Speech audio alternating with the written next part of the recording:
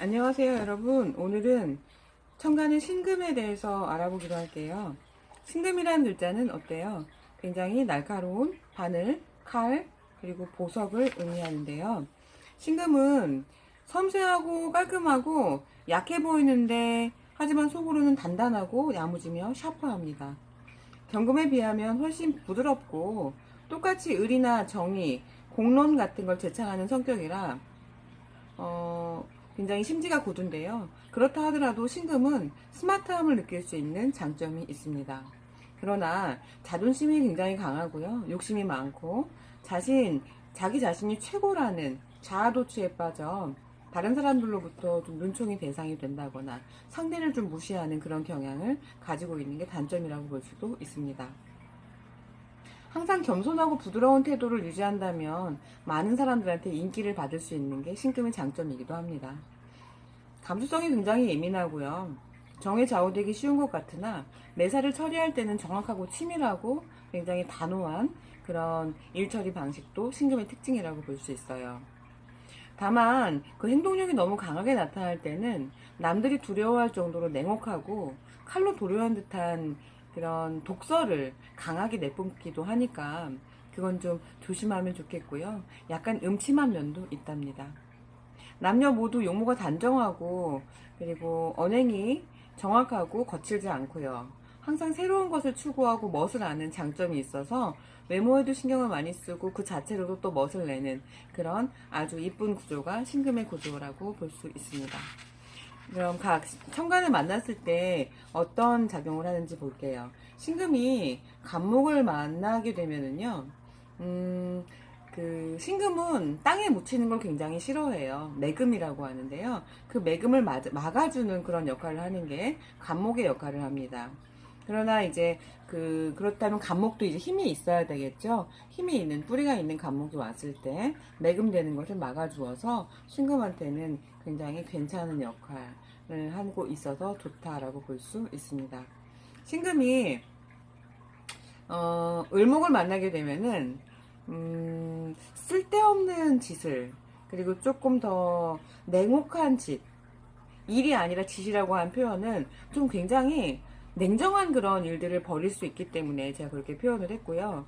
신금은 칼이에요. 을목은 이제 피어나는 꽃이고 이걸 잘라버릴 수 있는 그래서 갑자기 어떻게 보면 일을 저질러 버릴 수 있는 그런 운이기 때문에 신금이 을목을 만났을 때는 굉장히 신중하셔야 되고 시비와 구설들을 조심하셔야 돼요. 상대방 눈에 눈물 나게 하는 일들은 하지 않는 것이 신금이 을목을 만났을 때의 운입니다. 신금이 병화를 만나면 굉장히 좋습니다. 나는 빛나는 보석이에요. 이 보석을 비춰줄 수 있는 태양이 온 것이거든요. 그럼 나를 비춰주기 때문에 나한테 천군만마를 얻은 것 같아요. 굉장히 병화를 얻었을 때, 그런 빛으로 작용하는 화를 얻었을 때 신금은 굉장히 좋다라고 받아들여지고요. 어떤 조명 역할을 해주고 나한테는 비춰주는 빛의 역할을 해주기 때문에 내 모양이 빛나고 내가 어떤 성과를 내는 것에 있어서 시너지 효과를 발휘할 수 있는 것, 이것이 신금이 병화를 만났을 때의 운입니다. 단 병화가 신금을 만났을 때에는 조금 애로사항이 있어요. 여러분들 그건 병화 편에서 다시 한번 들어보시기 바랍니다. 신금이 정화를 만나면 굉장히 괴로운 거예요. 너무 안 좋아요. 신금은 이미 완성되고 만들어진 보석인데, 정화는 레이저, 열, 문명을 고치는 어떤 그런 열의 역할을 하기 때문에 신금을 녹이려고 해요. 이미 나는 완성되어 있는 보석인데 나를 또다시 재련하고 녹이려고 한다 그러면 내 모양, 내 꼴이 온전치가 않겠죠. 몸도 아파질 수 있고요. 굉장한 스트레스, 히스테리컬해질 수 있고요. 주변 상황들도 나한테 유리하지 않게 다가오기 때문에 정신적으로 굉장히 피폐해질 수 있는 이런 운이 될 수 있어요. 그렇기 때문에 신금이 정화를 만났을 때에는 굉장히 그 주변의 화의 어떤 기운으로 신금을 보호한다든가 정화를 막아준다든가 이런 것들이 좀 필요합니다. 그 주변의 수의 어떤 기운으로 그 정화를 합과해서 막아준다든가 아니면 신금이 좀 보호받을 수 있게 보호를 해준다든가 이런 것들이요. 그래서 정화가 신금을 만났을 때, 그러니까 신금이 정화를 만났을 때는 굉장히 조심해야 되는 일들이 많이 발생을 하게 됩니다. 신금이 모토를 만나는 거 역시 좋은 현상이라고 볼 수는 없어요. 신금이 모토를 만나게 되면 그야말로 매금이거든요. 이럴 때 간목이 와서 매금되는 걸 막아줄 수 있다 그러면 그 굉장한 용신의 어떤 역할을 해주는 것이겠죠. 신금이 모토를 만나게 되면 기본적으로 답답합니다. 묻어버릴 매가 돼서 매금이라고 하는 거예요. 현실성이 떨어지게 되고요.